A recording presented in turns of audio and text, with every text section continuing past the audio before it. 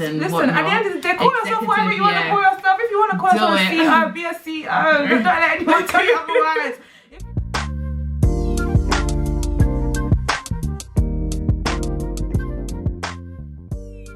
The next question is kind of split into two. So, what advice or words of encouragement would you give someone who wants to start a business, number one, and what wants to start a business partnership? So it's kind of split into two.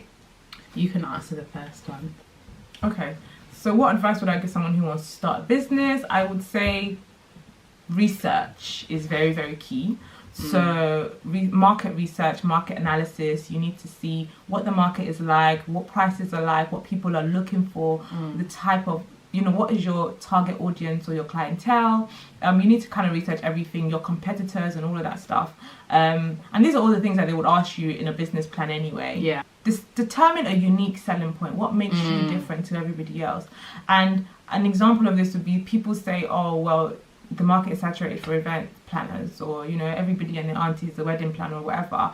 That's fair, but not everybody can, like, there's enough weddings to go around, or there's enough events to go around, or there's enough faces to paint, you know what I mean, when it comes to makeup. So just find out what makes you different, what distinguishes you. It could be something little, like your energy. Like, people buy into different things. It's literally how, if you're natural and you are yourself, honestly, it takes you a long way. I think another thing would be social. Like, when it comes to marketing, I would say for people that are just starting a business, social media can actually be a very, very useful tool.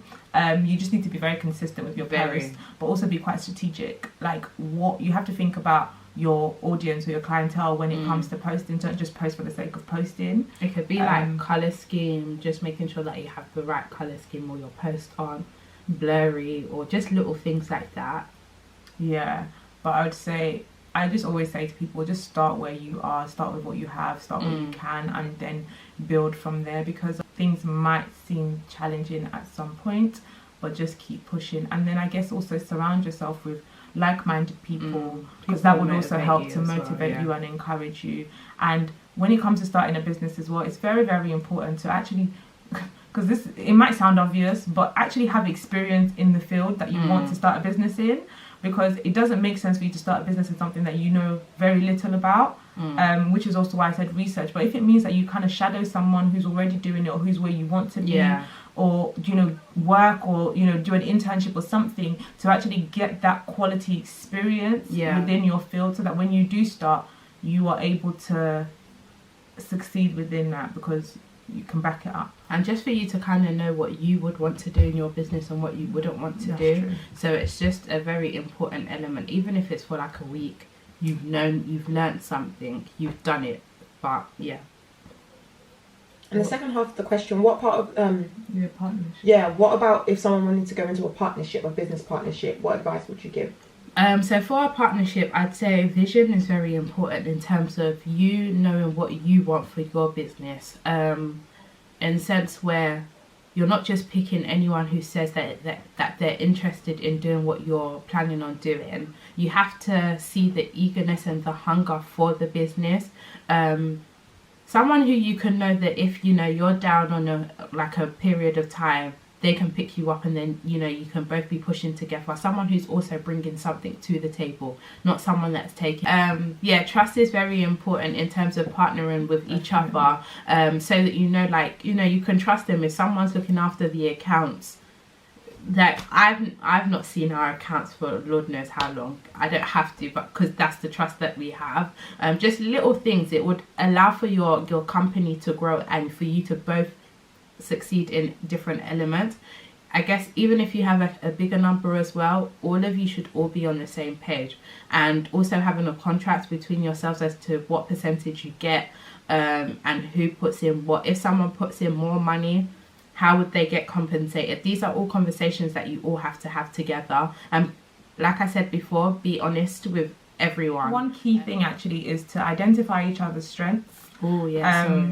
Know what each person is good at and what they would like to do, and make sure that the roles are clearly defined, so that you don't just have expectations that aren't communicated. You mentioned a business plan. Was that something that you guys worked on together? Did you get someone to look at it? Like, what did you do there? We did write one together, because again, it was important that we had the same answers to the question. So as in terms of us communicating, discussing things about the vision, mission. I wouldn't say to have the same answers, but because there's certain things that you but agree see. Agree. Not that when we were saying the same things now, but as in to agree on them and then put that down in the business plan. So yeah, it was important for us to write one together. But no, we didn't get anyone to look at it. Word of mouth, social media, networking, or advertising? All of the above. Yeah, it depends on it depends on your business per se, but social media is important for anyone because of the growth of technology in today's generation. It definitely helps anyone. People can find certain things quicker via online and your Instagram or Twitter, etc. Like in comparison to word of mouth, it can still be done. I feel like word of mouth is very powerful. It is, but then it's powerful. Also based on like experiences. So for us, an event, anyone can say, "Oh, do you know anyone who's planned a wedding or blah blah blah?" That will go. Compared to if someone's in IT or something, you can't really compare the two per se. People probably want to see something that has been done.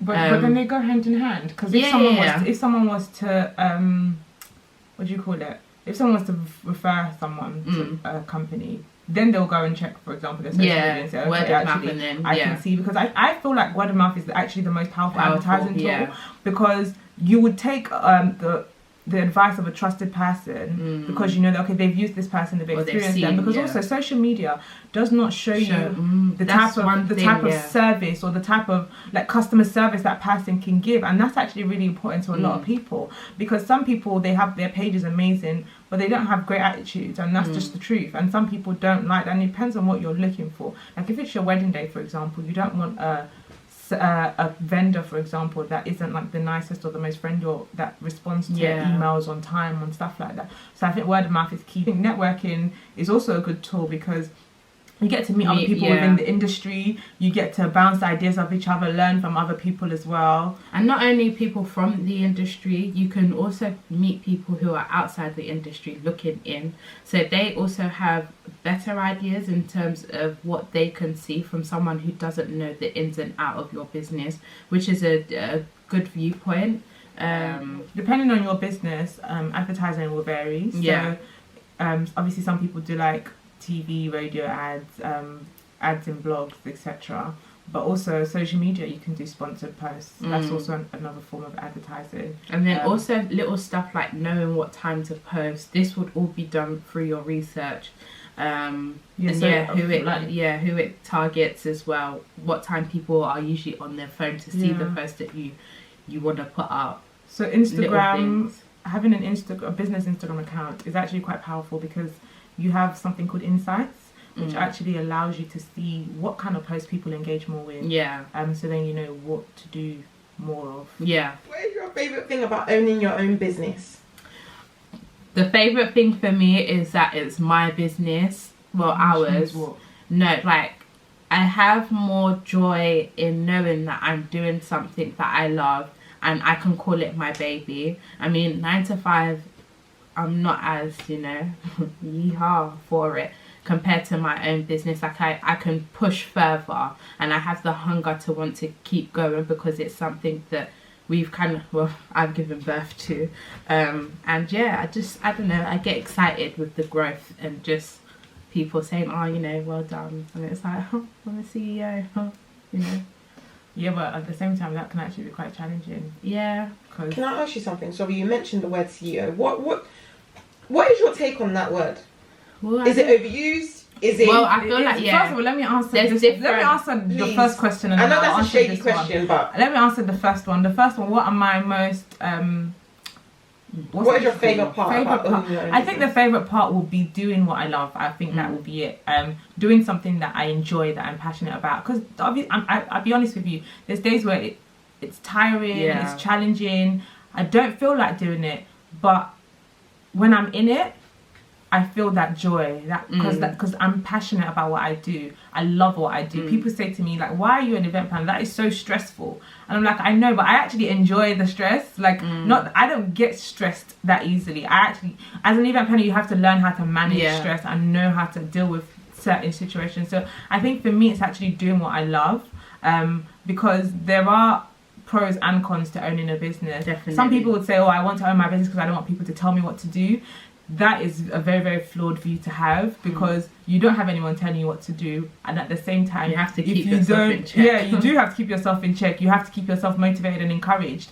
And you know, if you don't do the work, then you don't eat. Whereas if you're working with somebody else, you still get paid regardless. Yeah, it's true.